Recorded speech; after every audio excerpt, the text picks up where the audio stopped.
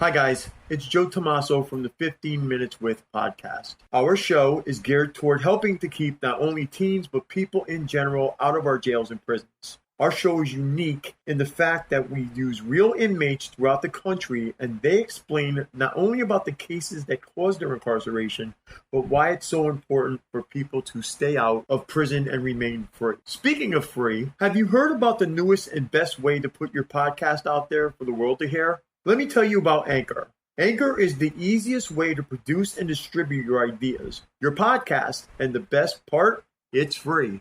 There's even a creation tool that allows you to record and edit your podcast right from your phone or your computer. Anchor will even distribute your podcast for you so people can hear it on Spotify, Apple Podcasts, and many other listening platforms. You can even make money from your podcast, and there are no minimal amount of listeners required. Anchor is everything you need to make a podcast in one place. So what are you waiting for? Download the free Anchor app or go to anchor.fm and get started. Hey everybody, how's everybody doing? This is Joe Tommaso, and thanks for listening to this edition of 15 Minutes With.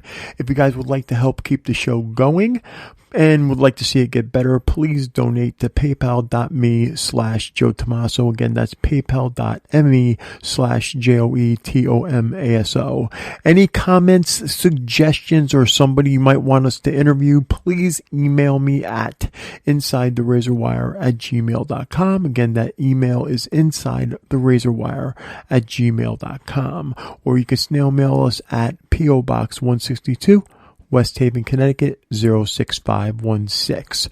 What's it like to be transgender and in prison? Let's get to it. Oh, this is a prepaid collect call from Stephen?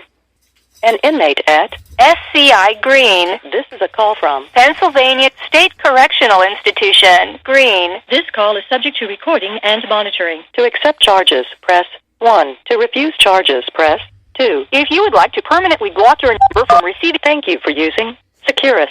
You may start the conversation now. Hello? Hey, good afternoon. So today we're going to be discussing being transgender in a prison situation or living in prison, being transgender. So what we're going to do is I wanted to ask, you weren't always living your life in prison as a transgender woman, correct? You're saying that I haven't? You were not originally living in prison as a transgender woman. You eventually came out as transgender, correct? No. I mean, I always have been, but no, I haven't been living as one, no. Okay, so, but now since this January of 2019 is when you actually started living as a transgender woman in the prison system and started receiving hormone replacement, correct? Actually, it was January 2018.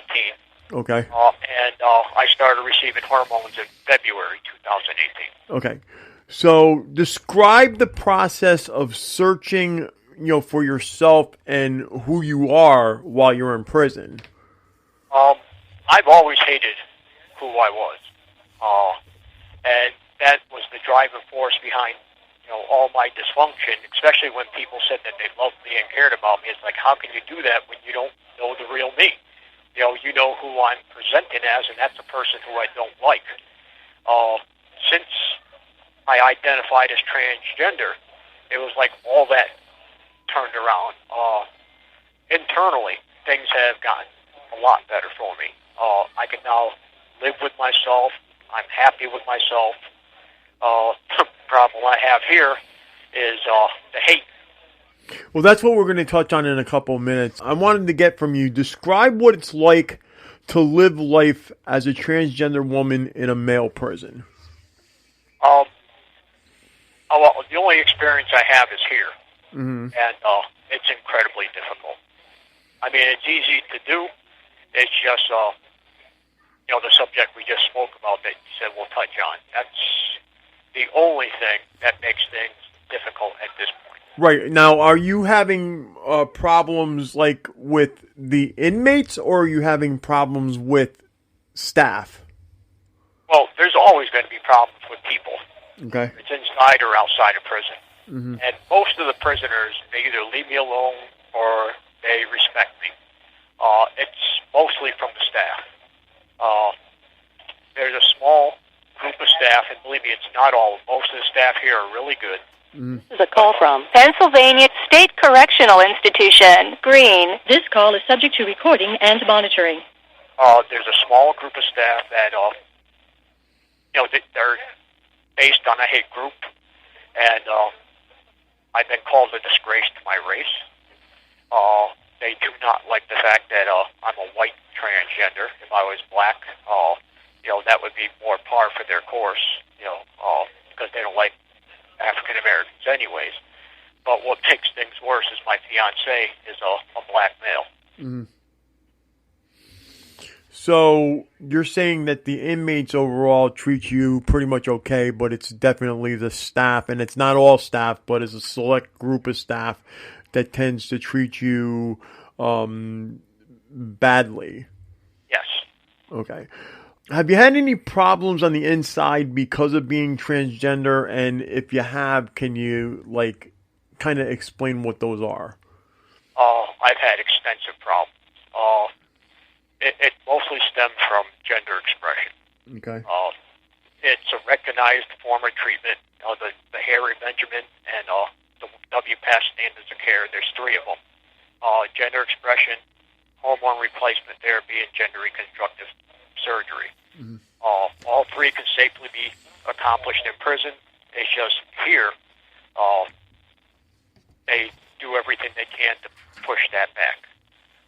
And that's where the fight comes in. I mean, they don't understand that it's the gender expression that allows me to be who I am. And when you repress that and I get pushed back into the male role, then I fall back into the cycle that I was in my whole life, which was nothing but, self-hate, self-destruction. Well, that's what I was going to bring up, too. I mean, there's a story for those who don't know. This was actually out of Georgia. It's been going on over the last several years, of Ashley Diamond. Ashley Diamond is in kind of a... Pensylvania State Correctional Institution. Green. This call is subject to recording and monitoring. Ashley Diamond is actually a transgender woman, was sent into the Georgia Department of Corrections. And Georgia, they actually frown upon doing hormone replacement. Only after taking them to court, and even when it was first ordered, there was a problem. They gave her the very minimal treatment they could possibly give. She was actually represented by the Southern Poverty Law Center, and I believe she may actually be released now. But what they did, which is sort of kind of what's going on with you in ways, is they try to move, they tried to move her around, and then if there was something where she stuck up for herself, they would basically either put her in the hole or they would transfer her to a different facility. I mean, I think, to a degree, that's kind of what's going on with you, because you brought up recently that they actually wanted to transfer you. Yeah, they haven't done that yet. They have transferred me from one unit to another, but I don't believe that had anything to do with choosing being transgender. Mm-hmm. What they do with me is, everything I have is contraband. That's contraband. That's contraband. And they use what's called altered or not used for its intended purpose. And under that definition, pretty much everything can be considered contraband if twisted. Can you explain to the people that are listening what you mean by that? Well, I had a bow in my hair. That's contraband. That's not used for its intended purpose. That's altered. Clothing altered. The scarf that I have, I wear it as a belt, and you'll see in the picture that I gave you. We're a lot more, according to the property matrix, we're allowed to have a belt, and I'm having a problem with that. And it's only certain staff. It's like, that's contraband. That's not used for its intended purpose. It's like a scarf could be used anyway. I'm wearing it. It's an accessory. Just, and my underwear, bras, and panties, were torn up. I have to make my own because they don't give them to you here. Right. They do give you is not usable. So to convert it into something more feminine, we make our own bras and panties, and they ripped them. Like I said, it's not all staff, but it's the administration that won't step in and stop it, and it's also mental health and medical who won't recognize gender expression as an accepted form of treatment. Nothing that any of us are doing, including myself, presents a risk to safety and security, which is what the definition should include. It just doesn't, which gives officers a chance to basically do whatever they want. They can abuse their authority that way, which is why we're moving forward to challenge all this. So when you're saying you're moving forward to challenge it, what are you looking to do? I've already exhausted my grievances, and we're preparing a lawsuit as of right now, getting ready to file it. I'm not sure if I'm going to be the only plaintiff at this point, but I am reaching out to other impact litigators to try and turn this into a class action. There's a few impact litigators here in Pennsylvania that may pick up the case, and if they do, then they can turn it into a class action and help everybody. So how many, at your facility right now, how many transgender inmates do you know at your facility? I know from what I understand, there's something like 227 total in the entire state of Pennsylvania. Yeah, there's 4 here. Other facilities have a lot more. Like I said, there is quite a few in Pennsylvania, and a lot of other facilities are better than here. Like I said, it's the location. We're right on the Mason-Dixon line. And like I said, the whole transgender thing is bad enough, but the fact that my fiance is an African-American, that really angers them. I mean, you can see the contempt on their face when we walk around together. That's what I was going to bring up as well. Just so the listener gets that there's no sexual stuff going on in nature, because you are stating it's your fiance. So I think you really should explain, or not explain, but express to the listener that there's no sexual, contact going on. And in fact, you're not even on the same unit. No. In fact, and I met him through his legal work. He was the first person I ever came across who I actually believe is innocent. And as I got to know him, we just grew close. And he's the only person that really right now in the world who knows everything about me. And he loves me. And he knows what happened to me many years ago in prison, and he knows I'm not capable of a sexual relationship in a prison because of what happened. I was sexually assaulted. And he's not trying to push. I don't want to see him stay in prison. I want to see him go home, and breaking a rule like this could cost him going home.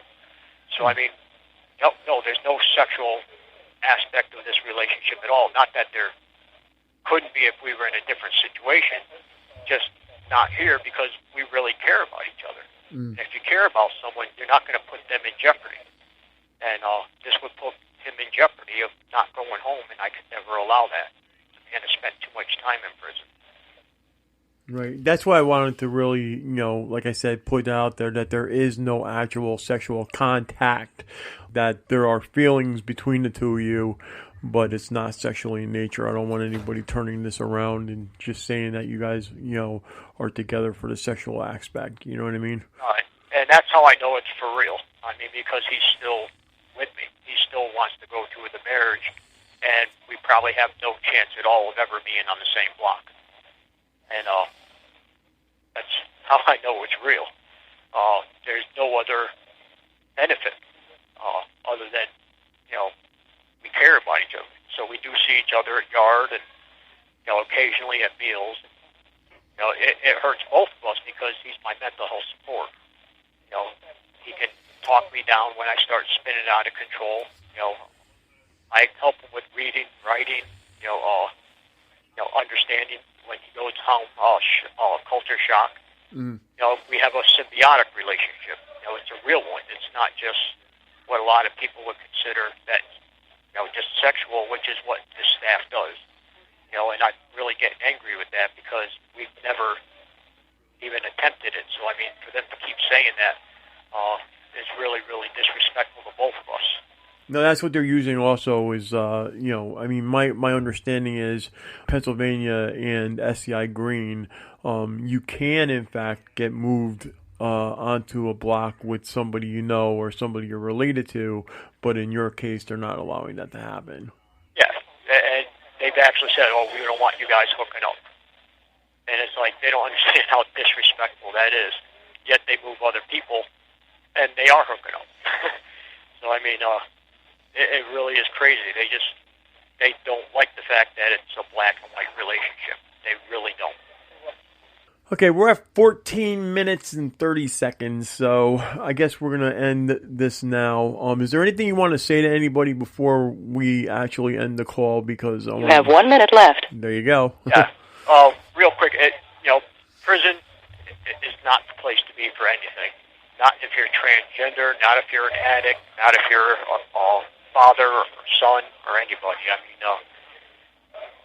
I wish people could see what it's really like in here, so they would know that there's consequences for our actions, and even mistakes could end up like this.